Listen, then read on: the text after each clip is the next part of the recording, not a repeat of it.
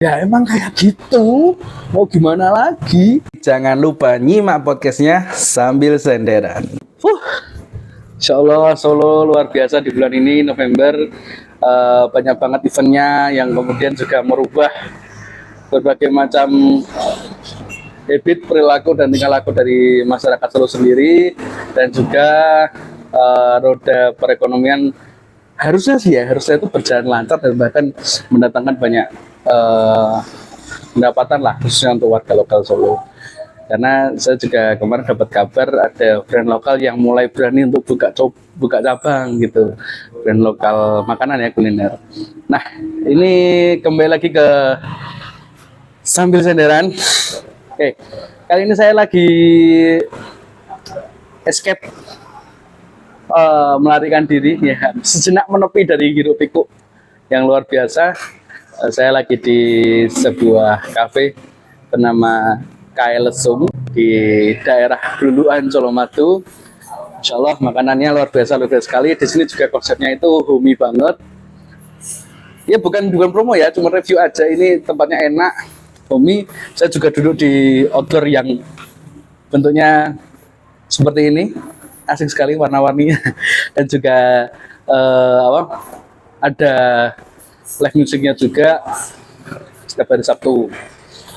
Dan konon katanya di kedai ini itu dulunya itu buka dari pagi, cuman memang ada, ya kita bisa tahu sendiri lah, gejolak pandemi dan sebagainya membuat kedai ini buka dari jam 4 sore sampai jam 12 malam, tapi tetap ramai. Karena memang lokasinya strategis juga, dekat sama Hotel Alana. Kalau rekan-rekan tahu Hotel Alana ke utara itu tinggal lurus saja sampai Alfamart, nanti seberangnya ada Kailesum. Nah, oke, balik lagi. Jadi kemarin beberapa hari itu ngeliatin tren-tren yang sangat luar biasa, dan memang saya merasa bahwa ada sedikit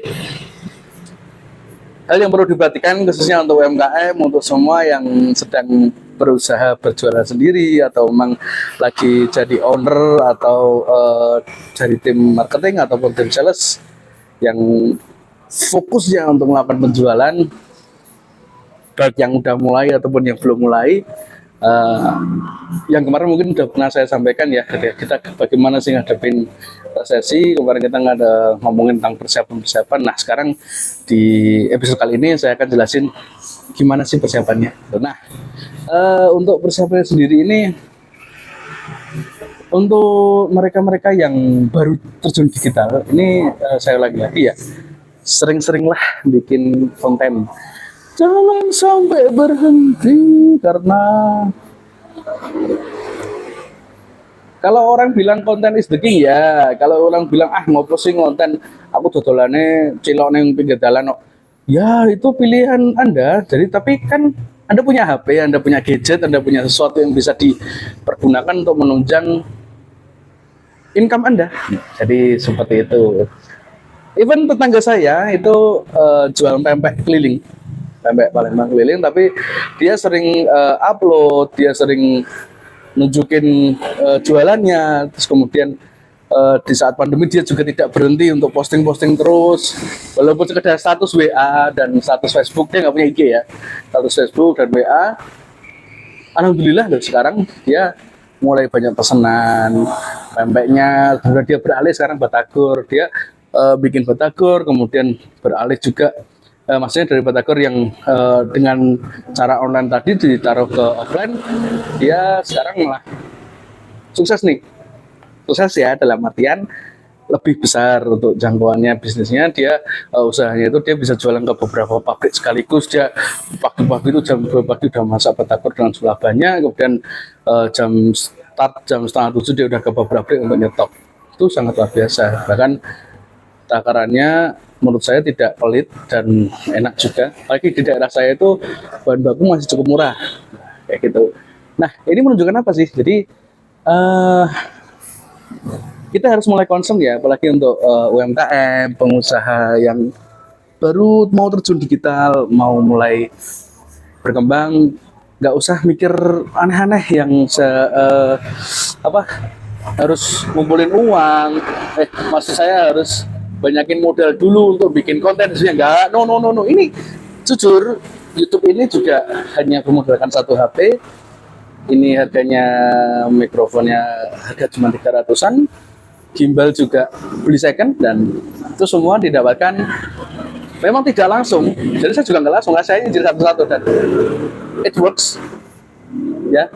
Nggak harus iPhone 13, nggak harus Saramonic, nggak harus DJI, tapi yang penting adalah kalian harus bergerak memulai untuk berkembang ke arah yang lebih baik.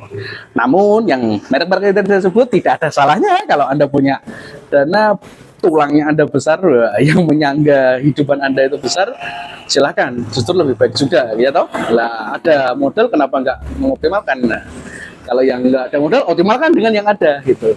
Jadi kembali lagi masalah konten tadi, terus aja bikin konten. Yang penting adalah sering kelihatan aja, terus nggak usah nunggu iklan kenceng atau gimana, ndak ya. Yang penting kalian semua itu sering untuk posting, menyapa, bikin status dan sebagainya. Status pun ada banyak macam loh ya, ada yang nggak cuma jualan ya. Jadi emang sosmed itu nggak tempatnya untuk jualan itu di marketplace. Sosmed tempatnya orang berkeluh kesah, curhat, ngomongin seharian ngapain. Nah, itu loh kuncinya. Selipkan di situ. Tadi pagi saya lihat suatu tayangan keren ya di TikTok. Jadi audiens atau target market kita itu sebenarnya juga nggak niat untuk beli produk, nggak. Jadi lebih ke beli value. Nah, value ini ceritain gitu. Jadi contohnya yang di TikTok itu adalah ketika kita jualan vacuum cleaner atau pembersih. Apakah jualnya vacuum cleaner? Kita ngomongin vacuum cleaner terusan vacuum cleaner kita baik gini-gini, enggak.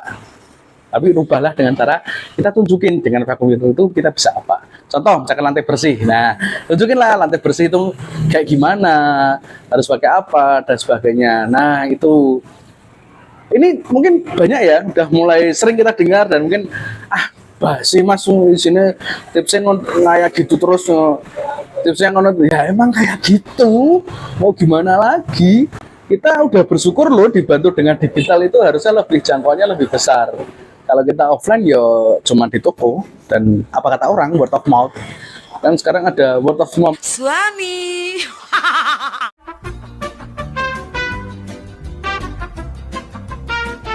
ibu-ibu ini, pasar ibu-ibu yang mas saya tadi ya, ibu itu kan banyak memberikan review, bapak-bapak juga sih. Nah, tapi yang di online ini kita harus sering tampil. Nah, setelah sering tampil, sekaligus kita belajar bikin kontennya, kita belajar mempercantik konten. Nah, kita bikin konten yang keren itu juga sering. Nah, sekarang pertanyaannya, mas, sering ki harus bayar mas? Enggak dong bro, enggak dong. Kalian nggak harus melulu iklan ya, nggak harus melulu iklan. Kalian bisa menggunakan event, bisa menggunakan sosial media kalian untuk bikin engagement story, engagement strategi lah pada follower kalian, biar menarik orang kalian, bikin giveaway dan sebagainya. Giveaway yang kecil-kecil ada, giveaway barang sebagainya, bukan giveaway yang hadiahnya aerob. Tipe yang motor aerob.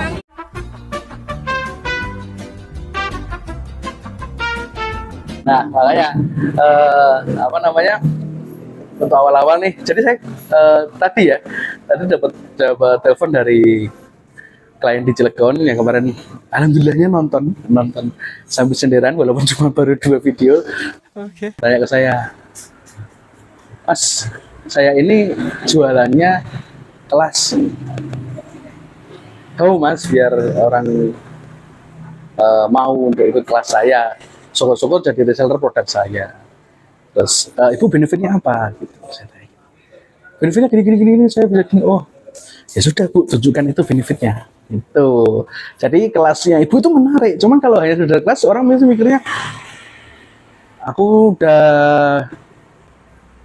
12 tahun ya sekolah wajib belajar, mulai tambah kuliah ikut kelas lagi. Wah, itu kadang banyak loh orang yang berpikiran seperti itu.